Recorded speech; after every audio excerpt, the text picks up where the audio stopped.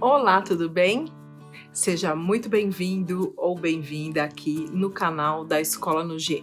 Eu sou a Larissa, sou a responsável pela Escola no G aqui no Brasil. E o tema de hoje vai ser: é seguro tratar de grávidas com auriculoterapia? Bom, a gestação é um momento bem delicado da vida de uma mulher e merece ser bem estudada por todo e qualquer profissional que pense em abordar uma grávida. E isso inclui o profissional da auriculoterapia. Antes de nos enveredar por este mundo mágico da gestação, eu quero te convidar a se inscrever aqui no canal. Então, você pode apertar o botão aí de inscrever-se, porque assim o próprio YouTube vai te avisar quando novos vídeos forem publicados aqui no canal. E já que você apertou um botão, aperta mais dois, né? Aperta o joinha para indicar que esse vídeo foi legal para você e também o sininho das notificações para você receber as informações quando os vídeos são postados e correr aqui para você assistir. Então, a gestação, como eu estava dizendo, é um momento de grandes transformações na vida da mulher e na família que ela pertence. Durante o período da gestação, o corpo vai se modificar lentamente, preparando-se para o parto e para a maternidade em si. Porém, também a gestação é um fenômeno fisiológico e, por isso mesmo, a sua evolução se dá, na grande maioria das vezes, sem nenhuma intercorrência.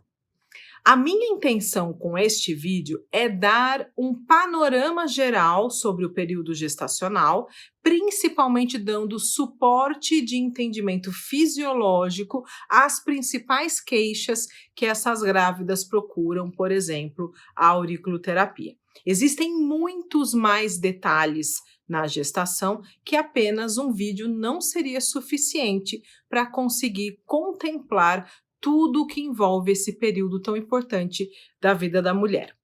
Mas vamos direto ao assunto.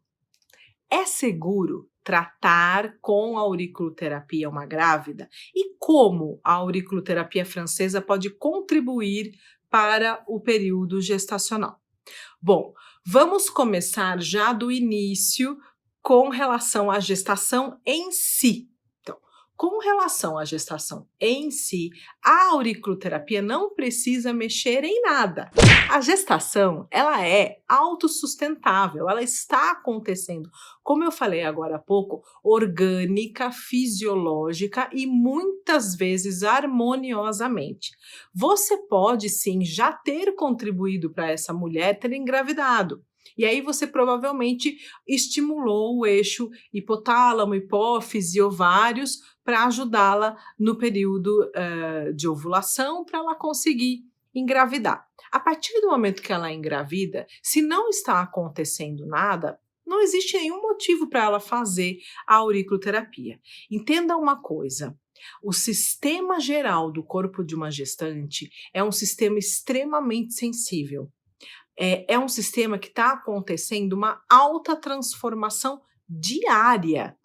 E ele é muito mais inteligente do que todos nós juntos. Por que então você iria se atrever a mexer no painel de controle de uma máquina em plena ebulição? E sabe por que eu estou falando isso? Porque eu já recebi perguntas de alunos do tipo, perguntas não, comentários, né? Ah, mas eu quero preparar essa mulher ou essa grávida para o parto. Oi?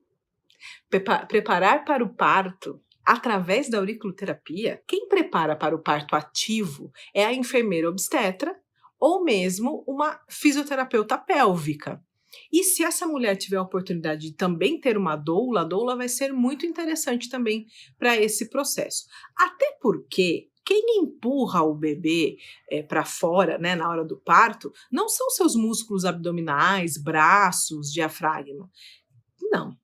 Quem empurra esse bebê para fora é o próprio útero. Aliás, o corpo ele está trabalhando bastante na gestação, durante toda a gestação, até no próprio momento do parto, ele está trabalhando bastante para preparar essa hora H da expulsão do bebê, né, pelo próprio útero. Então, desde a distribuição de fibras musculares e de nervos, está sendo preparado para que essa vontade involuntária que acontece de empurrar, né, só comece quando todo o resto também estiver preparado para receber essa pressão. Então, veja que lindo, a fisiologia natural do corpo não funciona assim, desorganizada e precisando de ajuda. Na maioria das vezes, não é necessária ajuda nenhuma. Então vamos lá, vamos combinar aqui entre nós. Principalmente até os 3 primeiros meses, ou seja, da 12ª à 14ª semana de gestação, se não houver nenhum motivo, e os motivos eu vou falar já já, não põe a mão na orelha de uma grávida. Não tem necessidade. Se for uma gestação de risco, então, e se você não tem experiência com gestações, com grávidas e muito menos com gestação de risco, então, se você, por exemplo, está assistindo esse vídeo porque você está curioso em saber quais são os pontos proibidos, no seu caso, que é inexperiente, todos os pontos são proibidos. Pronto, resolvi o seu problema, economizei o seu tempo. Agora, se você quiser, você já pode passar para outro vídeo aqui do nosso canal. Eu, por exemplo, te recomendo o vídeo de contraindicações e cuidados, que é uma live que eu já fiz há algum tempo, já está aqui no canal do YouTube, e até para ajudar, eu vou deixar aqui já na descrição deste vídeo o caminho para você ir direto para essa live. Então, para você que não tem experiência com grávidas e que por um acaso pensa em tratar uma grávida de alto risco, eu não recomendo, tá? Agora, pode parecer que eu tô falando brincando, né? Mas eu não tô, não. É sério isso que eu tô falando.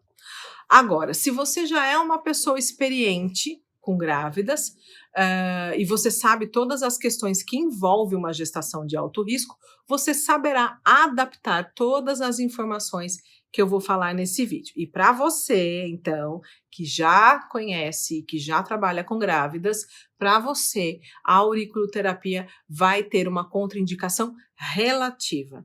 E os pontos específicos, com certeza, vão ter as contraindicações relativas. Então, na verdade, não é uma contraindicação, é um cuidado que vai ser personalizado para cada um, para cada gestante, para cada situação que aparecer na sua mão. Então, muito bem. Para entender a gestante, temos que entender primeiro as modificações do organismo que vai acontecer durante toda a gestação. A gestação, ela vai induzir o organismo materno a uma série de adaptações. Adaptações fisiológicas, anatômicas e bioquímicas. Essas adaptações acontecem com a finalidade de adaptar esse organismo a essa nova situação, a uma manutenção e desenvolvimento harmônico da gestação, e também para o reconhecimento de anormalidades ou desconfortos. Nós, profissionais, nós vamos estar ao redor dessa gestante, cuidando, assistindo esta mulher para que ela tenha uma vivência positiva desse período.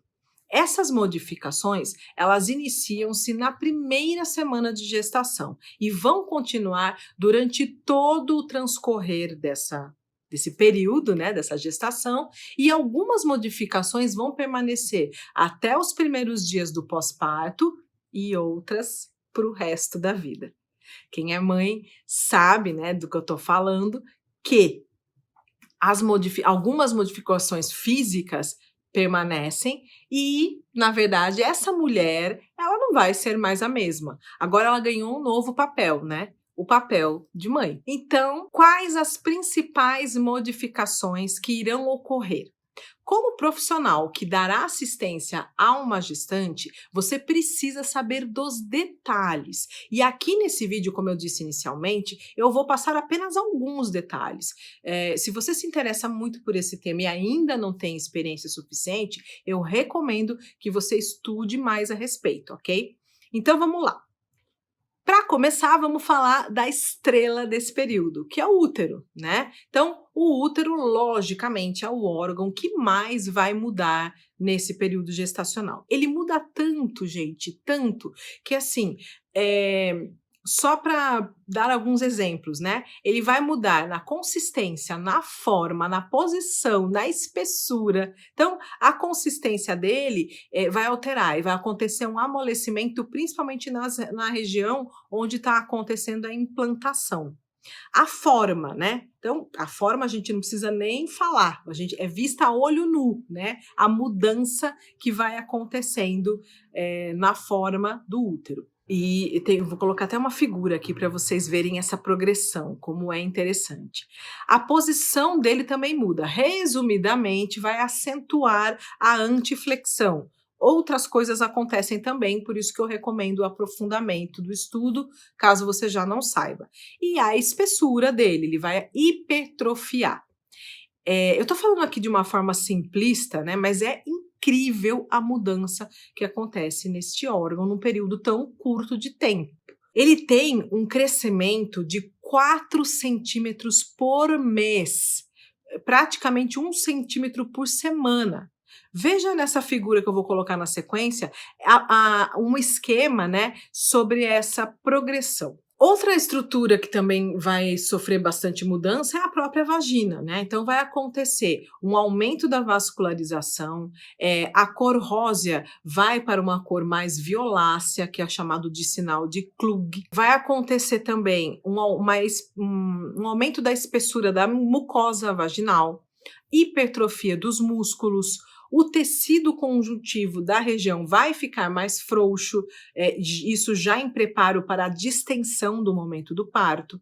E vai acontecer também uma umidade vaginal mais profusa, espessa, branca, sendo uma das razões que as grávidas tendem a ter mais infecções vaginais, pelo fato da região estar mais úmida do que o normal.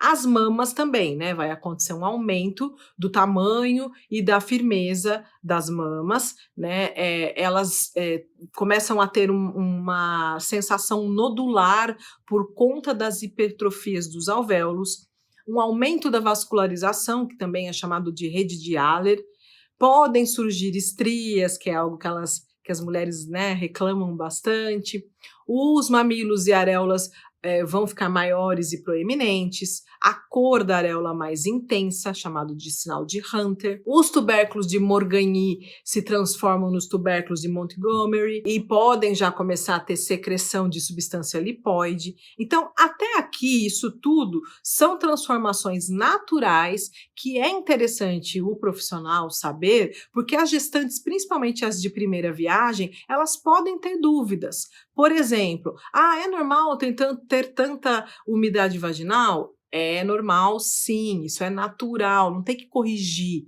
isso que está acontecendo. É normal, por exemplo, sentir um peso no púbis, no osso, né, do púbis? É normal, porque a partir do esquema que você viu, né, do crescimento do útero, adivinha onde esse órgão está empurrando ou se apoiando durante esse crescimento? É no pubis. Então é normal sentir às vezes até uma queimação no local. Esse tipo de queixa ou de dúvida, ela traz pra gente, né. E é importante que a gente esteja familiarizado com o que está acontecendo, para que a gente dê segurança para essa mulher. Agora vamos então começar a falar das modificações que poderão receber benefícios da auriculoterapia, caso aconteça o desconforto associado a essas modificações. Primeiro eu vou explicar essas alterações fisiológicas, vou explicar como que ela se procede e depois eu vou falar sobre os sintomas que mais vão aparecer no consultório e que a gente vai poder ajudar com a auriculoterapia. Então, o sistema cardiovascular, talvez do meu ponto de vista, ele seja o que traz uma maior sobrecarga, uma maior alteração sistêmica mesmo, né? Então, vão acontecer modificações extensas e significativas nesse sistema, para que aconteça, né? Para que seja facilitado o crescimento e desenvolvimento adequado do feto, o aporte de nutrientes necessários para isso e a remoção de produtos finais dos metabolismos das células. Então, vai acontecer um aumento significativo do volume sanguíneo, cerca de 30 a 40% a mais. Isso em número mesmo, né? É entre 1 a 1,5 litro de sangue a mais rodando aí no sistema circulatório. Essas alterações do sistema cardiovascular começam mais ou menos na 10ª e 12ª semana e vão atingir o seu máximo na 32ª e 34ª semana de gestação. Por sinal, o retorno ao estado pré-gestacional desse sistema vai demorar de mais ou menos até 3 semanas pós-parto. Então, a finalidade deste aumento de volume sanguíneo é preencher o sistema vascular do que está aumentando no corpo, ou seja, o útero, e também, por consequência, os membros inferiores. E o resultado disso vai ser visto em um aumento acentuado de plasma, de eritrócitos e diminuição da concentração de hemoglobina, que vai levar à anemia fisiológica da gravidez. É normal, tá? Existe o exame de sangue de uma grávida, ele tem uma interpretação diferente, tá? Isso é normal, é outro detalhe que é super importante que alguém que trabalha com grávida saiba. Então, a pressão arterial dessa mulher estará ligeiramente abaixo dos níveis pré-gravídicos. Essa diminuição acontece já no primeiro trimestre e vai atingir os valores mais baixos, no caso, né, no segundo trimestre. A causa dessa diminuição da pressão arterial se deve ao tônus vascular diminuído, ou seja, a menor resistência vascular periférica e pela presença da circulação placentária, que tem também baixa resistência. Então, os principais fatores determinantes da diminuição da resistência vascular periférica, que é uma das causas da baixa pressão, são a dilatação dos vasos periféricos e a adição do sistema vascular placentário à circulação materna, que tem baixa resistência e recebe grande porção do débito cardíaco materno. Além disso, as veias uterinas aumentam em tamanho e número, e tendo a resistência vascular diminuída, sendo 10 vezes menor do que antes da gestação, vai facilitar a elevação do fluxo sanguíneo do útero na gravidez. Resumindo, é normal cair a pressão de uma gestante, ou seja, muito cuidado ao mexer em pontos do sistema circulatório da orelha. E eu vou colocar aqui uma imagem que tem uma imagem geral, né, do sistema circulatório da orelha, que às vezes a gente usa em alguns casos, mas que na gestante a gente tem que tomar muito cuidado, porque ele pode sim trazer uma maior queda de pressão e trazendo mal-estar. O que acontece nessa história, né? O que esse sistema cardiovascular, essas modificações podem trazer de desconforto para essa gestante? Vertigem, desmaios, palpitações cardíacas, edemas, varizes e tromboses. Um detalhe importante sobre ainda o sistema cardiovascular que eu acho importante saber na prática do nosso dia a dia. A aferição da pressão arterial dessa mulher deve ser feito sempre com ela sentada, tá? Isso é um detalhe interessante porque pode acontecer diferenças quando você afere com ela em pé, principalmente mais do segundo e terceiro trimestre. Vamos falar agora então do sistema respiratório. O feto necessita receber oxigênio e eliminar gás carbônico através da mãe. E também existem as necessidades próprias dessa mãe, que ainda precisa, pasmem, de oxigênio, né, que vai aumentar, né, a necessidade em resposta ao crescimento do tecido uterino, mamas e tudo mais. Então, vai acontecer uma maior atividade metabólica materna que vai necessitar de mais oxigênio, e além do que ela também precisa fornecer oxigênio e eliminar gás carbônico do próprio bebê. Então, vão acontecer algumas alterações anatômicas importantes. Mesmo antes da pressão do útero, o diafragma se eleva até 4 centímetros. Ou seja, essa elevação do diafragma não tem nada a ver com o crescimento do útero em si. Ela acontece antes mesmo do útero começar a fazer essa pressão, que vai acontecer também. Isso vai diminuir o quê? A capacidade de expansão dos pulmões. Para compensar, há um alargamento do tórax. As costelas inferiores vão se afastar progressivamente, dando uma circunferência torácica de 5 a 7 centímetros maior. As alterações torácicas têm início precoce e são causadas apenas por compressão mecânica.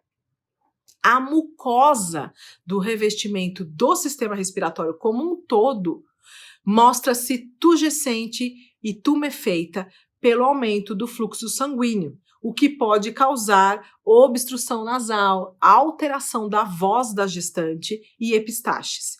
Tudo normal da gestação, nada fora do que a gente esperaria de uma gestação normal. É interessante também saber que a capacidade vital do pulmão, ou seja, o volume de ar expelido após uma inspiração profunda, e a capacidade respiratória máxima, a ventilação voluntária profunda, não tem alteração significativa, ok? O volume corrente, ou seja, o volume de ar inspirado ou expirado em cada respiração, que é a quantidade de gás trocado em cada respiração, tem um aumento progressivo a partir do primeiro trimestre. Então, a frequência respiratória vai ter uma elevação discreta de 14 para 16 movimentos por minuto, que é normal, ok?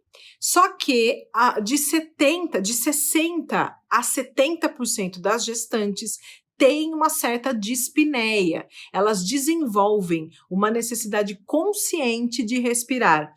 A causa disso ainda é obscura, ainda é desconhecida e parece estar relacionada com essa mecânica da respiração que eu acabei de falar.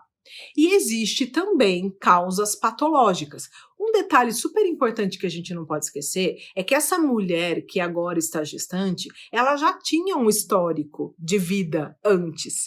E ela tinha, então, um histórico médico antes. Essa mulher, ela poderia já ser, por exemplo, asmática, ela poderia já ter rinite, e a tendência é que isso piore com essas alterações que a gestação traz. E existe, logicamente, questões patológicas que podem atingir também as mulheres grávidas, como anemia grave, edema pulmonar, e existe também as questões do alto risco que eu falei anteriormente. Então, gestações gemelares, uma pressão excessiva do diafragma, ou uma pressão excessiva do útero sobre o diafragma, e várias outras questões, até mesmo o fator emocional que a grávida possa ter, que vai afetar também esse sistema respiratório. Por exemplo, a própria ansiedade. O sistema urinário também vai ter alterações. Ele é um órgão excretor, ele é essencial para a manutenção do corpo em estado relativamente homeostático e em condições ideais para o funcionamento das células. Vão acontecer algumas alterações anatômicas. Os rins aparentemente aumentam pouco de tamanho. Porém, acontece dilatação dos ureteres a partir da 10ª semana, com aumento de volume de urina contido neles, e associado também ao aumento de intervalo entre a formação da urina e a sua entrega na bexiga. Isso gera estagnação de urina, que por sua vez favorece a infecção do trato urinário, tão comum na gestação. Curioso que, especialmente no final da gestação, pode acontecer um efeito da postura sobre a função renal. Ou seja, posições supinas e em pé em excesso, provocam redução pela metade do fluxo sanguíneo renal e filtração glomerular. Muito tempo em pé também traz um acúmulo de sangue nos membros inferiores. E muito tempo sentada pode trazer compressão das veias ilíacas comuns. A posição supina por muito tempo, por sua vez, também pode trazer uma compressão da aorta e veia cava inferior. E qual desconforto isso pode trazer? Polaciúria e nictúria. O sistema digestivo talvez seja um dos principais sistemas que trazem essa gestante para nós, para um tratamento com auriculoterapia. A gente tem, dentro desse sistema digestivo, também fatores emocionais influenciando e, logicamente, uma bela ação hormonal. O que acontece? Acontece um relaxamento da musculatura lisa no trato gastrointestinal. E isso acontece pela ação da própria progesterona. Então, a gente vai ter diminuição do tônus e motilidade, diminuição da produção de secreção gástrica, diminuição do tempo de esvaziamento gástrico. Isso gera alterações funcionais, como a hipersecreção de saliva, alteração de mucosa, por exemplo, um edema gengival, alterações do apetite, pode acontecer até uma diminuição do apetite no primeiro trimestre e uma presença de algo que é chamado de perversão do apetite. O que é isso? Aqueles desejos estranhos de comer terra, naftalina, arroz cru, pó de café, não, cada coisa que já me apareceu no consultório que eu nem conto para vocês. Tinha uma gestante que ela tinha fissura por roer a tampa do filtro de barro.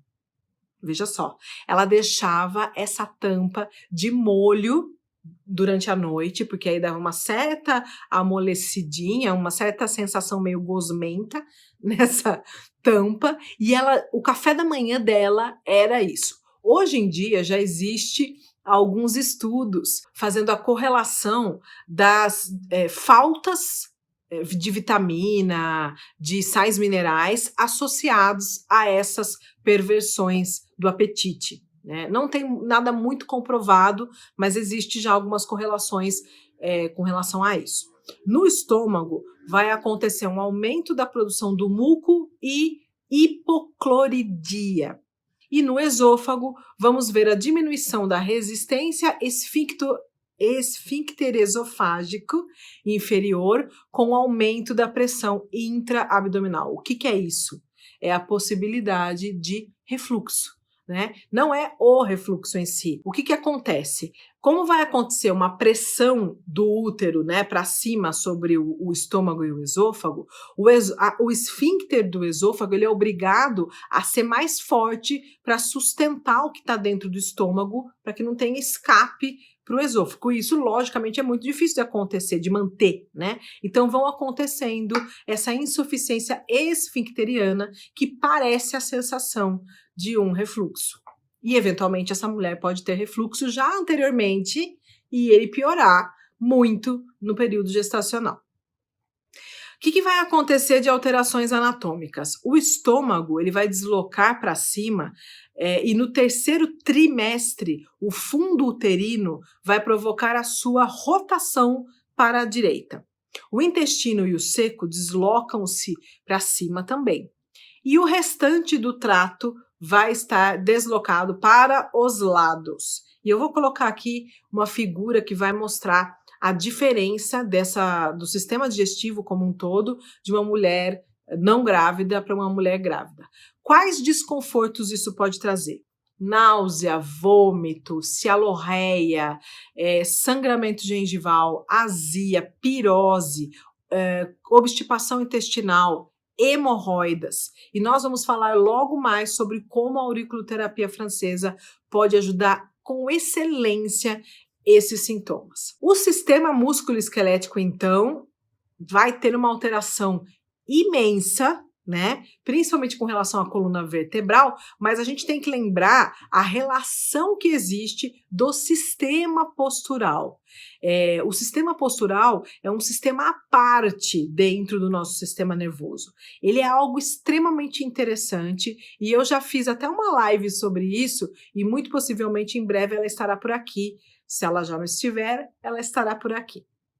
Eu recomendo que você volte aqui no canal, então, futuramente, e dê uma olhada nessa live, sobre, a posturologia e a auriculoterapia que eu fiz, inclusive com uma convidada. Então, o que que vai acontecer? A ação dos hormônios vai gerar um amolecimento das cartilagens, um aumento da motilidade das articulações sacroiliaca, sacrocoxígea e da sínfise púbica, que eu falei, né, sobre a dor no pubis, o relaxamento acentuado dos ligamentos e uma mudança do centro de gravidade para a frente, que vai gerar uma acentuação da lordose e aquela marcha típica de grávida, né, que é chamada de marcha anseriana. Vai ter algumas imagens também que vai ilustrar isso para vocês. E vai, com certeza, ter muitos desconfortos. Lombar, dor embaixo do ventre, favorecimento de acidentes. A gente tem que ajudar essas gestantes a entenderem que elas vão estar muito mais propícias a tropeços, torções e até mesmo quedas. Então, algumas orientações, até ergonômicas, vale muito a pena fazer, como cuidado com tapetes, uso de salto alto, que deveria ser evitado, porque por si só o sistema postural está se modificando. Ele não sabe mais lidar tão bem com os ajustes finos, e isso pode levar até a queda. Então, na minha experiência de trabalho com gestante, o melhor dos mundos é quando nós trabalhamos numa equipe multidisciplinar. É super importante para todos os profissionais que vão ajudar essa mulher a ter informações sobre a sua gestação. Se está acontecendo alguma coisa que seja importante a gente ter ciência e tudo mais. Então, se você quer trabalhar com grávida, você deve ser próxima ao obstetra dela ou à obstetra dela. Até porque algumas dúvidas que nós poderemos ter, a gestante em si, ela não tem obrigação de saber. E a conversa que a gente tem que ter com os profissionais que a atendem deve ser fluídica. A gente tem que ter livre acesso para isso que está acontecendo. Então, é super importante a gente ter um contato com o obstetra, com a enfermeira obstetra, com a fisioterapeuta pélvica, se ela tiver, com a doula, se ela tiver, etc, etc, etc. Isso fará muita diferença para o nosso atendimento. Então, vamos lá. Vamos começar a falar sobre pontos. Você já deve ter mais ou menos entendido no começo do vídeo, mas eu vou reforçar. Pontos praticamente proibidos em toda a gestação: ovário e útero. Porém, o ponto do útero é a estrela de ação para a estimulação do trabalho de parto. Então, logicamente, é uma contraindicação relativa o uso do ponto do útero. Porém, contudo, no entanto, cabe ressaltar que nós estamos lidando com uma pessoa, né, com uma alteração fisiológica, né, que tem uma limitação às medicações. Então, vai acontecer muitas modificações, como eu dei exemplo. Essas modificações, em alguns casos, pode trazer grandes desconfortos, e esses desconfortos, na grande maioria das vezes, não poderão ser suprimidos com medicações, ou com as medicações mais eficientes. Então, é super interessante a gente poder oferecer para essa gestante uma terapêutica natural, como é a auriculoterapia francesa. Um outro detalhe importante para falar aqui é que os fitoterápicos também podem ser contraindicados para as gestantes. Isso inclui chás. Então, tomar muito cuidado e dar essa informação para a gestante de que ela precisa ser orientada para tomar, inclusive, chás, né? E os profissionais que lidam com isso estão bem respaldados para poder ajudá-la nisso. Então, as grávidas, elas se beneficiam muito de tratamentos naturais, como a auriculoterapia, que vai ajudá-las a aliviar os sintomas. E eu vou começar a falar disso agora. Então, o primeiro sintoma, talvez o número 1 de busca, são os enjoos. 80% das gestantes vão ter enjoos que dura cerca de 12 semanas. mas pode durar por toda a gestação. Não sei qual é a notícia pior, né? Então, ele acontece devido ao aumento do beta-HCG. Quando ele começa a cair, o enjoo tende a melhorar, mas em algumas gestantes, infelizmente, isso não acontece. Outra causa do enjoo também é a diminuição do tônus do sistema digestivo, que eu falei anteriormente. Isso é causado pela progesterona. Não tem muito o que se fazer, faz parte da gestação. Também acontece envolvido a isso tudo as azias e mal-estar. A azia, por sua vez, ela geralmente acontece mais no segundo e terceiro trimestre, mais perto da hora do nascer, por conta da compressão que está acontecendo do útero sobre o estômago e esôfago, que eu também expliquei anteriormente. E também a progesterona está diminuindo o tônus geral do corpo, justamente para favorecer as modificações dos músculos, ligamentos para a hora do parto. E há, então, um favorecimento do refluxo, daquele jeito que eu expliquei. E acontece também a pressão de fora para dentro do útero sobre o estômago, como eu disse. A melhor forma da gente tratar uma grávida através da auriculoterapia é através das frequências de Nogier. No caso do enjoo e das azias, né, a região que eu vou trabalhar é a região do estômago e do esôfago. Eu vou colocar aqui o ponto para vocês verem.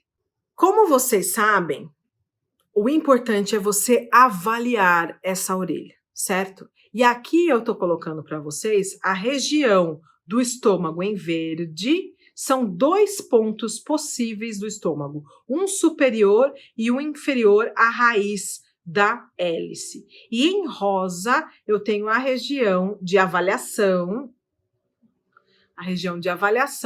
do esôfago, ok? É bastante interessante trabalhar com frequências de Nogier e eu recomendo também nas frequências, as frequências B e C. Também vale a pena avaliar, principalmente quando a queixa da gestante é um aumento de salivação, a região do trigêmeo, tá? Eu vou colocar aqui também para vocês. A região do trigêmeo é uma região que pega essa parte lateral da orelha. Você vai avaliar, logicamente, e se você desconfia, né, que essa questão digestiva pode ter a ver com questões emocionais, você pode avaliar toda a região do córtex pré-frontal, que está mais ou menos aqui. Avalie, tá? Se não tiver pontos a serem detectados, não é por aí o tratamento. É simples assim. Outra reclamação que as gestantes procuram bastante a gente, né, são os inchaços, principalmente os pés inchados, que é super normal na gravidez por conta das alterações do sistema cardiovascular, que eu expliquei também aqui já no início desse vídeo. Então, vai aumentar a quantidade de líquido no corpo, o útero cresce e comprime a veia cava inferior, que transporta sangue do abdômen e membros inferiores para o coração, dificultando assim o retorno venoso. Lembra que eu falei da equipe multidisciplinar?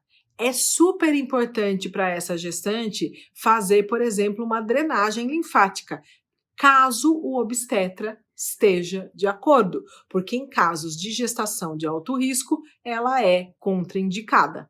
Então, como eu disse, é super importante essa relação da equipe para um melhor resultado para essa gestante. Em alguns casos, é importante o uso de meias elásticas.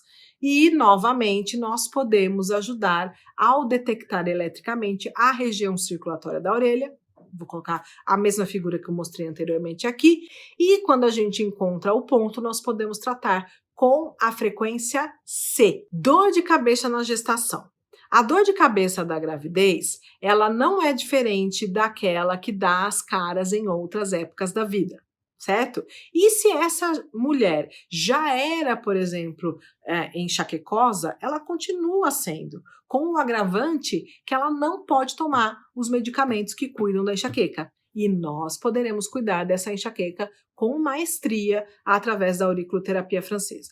A questão é, a enxaqueca, ela é um fenômeno que pode ter origens de várias causas. Eu não tenho um ponto ou um protocolo específico para isso.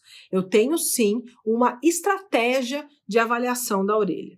As estratégias de avaliação da orelha envolvem alguns locais que eu vou mostrar aqui para vocês. A primeira estratégia é você avaliar a região cervical, que está mais ou menos aqui na orelha. A segunda estratégia é envolver também a ATM e ver como é que está também essa região do ponto. Porém, nós podemos estar envolvidos com alguma intolerância alimentar, e aí nós estaremos dentro de outro mundo da auriculoterapia, que é a auriculoterapia mais avançada, com o uso do sinal vascular. E, infelizmente, eu não tenho como explicar isso aqui. Eu preciso de muito tempo para conseguir explicar. Então, existem muitas estratégias para lidar com a enxaqueca dessa gestante. Eu passei apenas 2 delas aqui, cervical e ATM. Além disso, o problema pode estar relacionado com outras questões perigestacional. Por exemplo, sinusite. Agora, um diagnóstico diferencial que a gente tem obrigação de tomar cuidado quando essa gestante vem procurando a gente por dor de cabeça é saber como é que está a pressão dessa gestante, né? Então, isso vale a pena uma comunicação com o obstetra. Essa gestante precisa ter, sim, uma averiguação de pressão arterial, caso ela esteja reclamando de dor de cabeça. Dores no corpo. Gente, como essas gestantes sofrem de dor no corpo, e isso é algo normal e esperado, porque eu já mostrei algumas figuras aqui no vídeo, mas nossa, a transformação que esse corpo vem vivendo em tão pouco tempo é realmente causa de muitas dores, né? É muito espaço que tem que ser aberto, que tem que ser gerado para o crescimento do útero em muito pouco tempo, né? E isso vai sim trazer alguns desconfortos. Dói mesmo, dói tudo. Se já tinha dores anteriormente ainda, pode piorar. Dói lombar, dói joelhos, às vezes dói tronco, por conta dessas alterações torácicas que eu falei também. Além disso, a gente tem a lacidão ligamentar. Gente, aconteceu comigo um fato interessante de uma amiga minha que estava grávida. Ela não era minha paciente, ela era minha amiga, né? Que convive comigo até hoje. E essa amiga, um dia ela estava gestante, acho que de umas 17, 18 semanas, e ela veio jantar em casa. E ela chegou com o pulso, com o punho, né? Enfaixado. Eu falei, ué, o que aconteceu? Você caiu, né? Porque a gente sabe que pode acontecer algumas alterações assim. Ela falou, não. Sabe o que aconteceu? Eu dormi, né? Quando eu acordei, a minha mão estava tocando no meu antebraço. De tanta lacidão ligamentar. Ela não chegou a luxar. É justamente porque ela, durante a noite inteira, ela provavelmente fez isso e foi ganhando um alongamento, né? E quando ela acordou, ela quase teve um treco. E lógico que doeu muito, e ela foi para o pronto-socorro, e eles só deixaram imobilizado para poder se recuperar. Mas olha o que acontece, né? Logicamente que a gente vai ter que trabalhar com esse tipo de situação de dor em toda a parte músculo-esquelética da orelha, que é muito tranquilo e com resultados fantásticos. Já falando sobre isso, eu tenho que falar sobre o sistema postural novamente, porque ele será muito requisitado para manter essa criatura de pé, com todas essas alterações. E a auriculoterapia é simplesmente excelente no alívio dessas dores e dessas possíveis alterações posturais. Eu já falei aqui um vídeo específico sobre dores musculoesqueléticas, que eu posso deixar aqui na descrição também. E o que muda sobre o que eu falei nesse vídeo de dores musculoesqueléticas para as dores das grávidas. Muda que o fator causal é hormonal. A progesterona vai deixar tudo mais laço para que o bebê possa passar, né, pelo canal vaginal. E nós vamos ter que trabalhar com a parte anterior e posterior da orelha dependendo da limitação de movimentação que essa gestante tenha. A ansiedade também é uma causa bastante procurada de tratamento com auriculoterapia pelas grávidas. E a região do córtex pré-frontal, que eu já mostrei para vocês, vou mostrar de novo aqui, é uma região importante a ser avaliada, não é só esses 2 pontinhos, tá? É a avaliação dessa região como um todo para ver o que está acontecendo. Isso aqui, gente, é um primeiro passo de avaliação, isso aqui não é a solução do problema. A avaliação geral da orelha, de todas as estratégias que existem, é o melhor momento, a melhor estratégia para você poder solucionar esse problema dessa gestante. Outra causa também de procura pela auriculoterapia é a insônia. Então, existe a insônia propriamente dita e a insônia por não conseguir achar uma posição adequada para dormir. São coisas completamente diferentes. A insônia propriamente dita deve ser avaliada, inclusive na região subcortical da orelha, que fica principalmente atrás do antitrago e no espaço que vai acontecer também na parte intertragiana, mais ou menos por aqui. E eu tenho uma dica aqui para vocês com relação à insônia. E eu até dei o exemplo da minha amiga sem querer querendo, mas também envolve isso.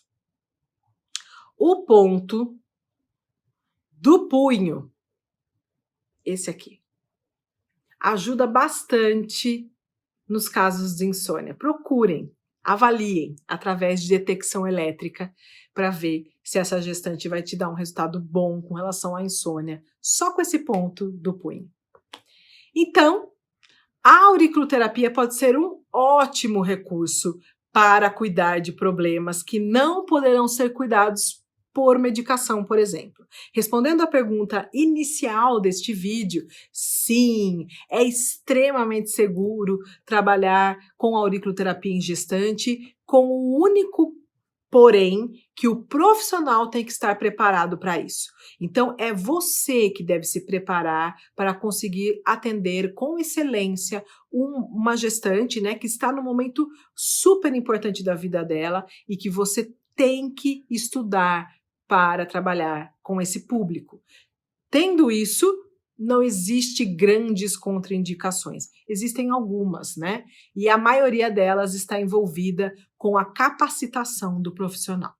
Então, capacite-se para que você possa atender com excelência essas gestantes. A gestante é a paciente que merece a melhor avaliação que você possa fazer com relação a ela, né? Se você não sabe, por exemplo, a função ou a razão pela qual aquele ponto que você está avaliando na orelha está aparecendo, não faça, não use. Se você não sabe por que está surgindo aquele ponto na sua avaliação, não use. Vá aprender primeiro por quê e depois aplique na gestante, ok? Espero ter ajudado, espero ter trazido informações interessantes para vocês e até um próximo vídeo.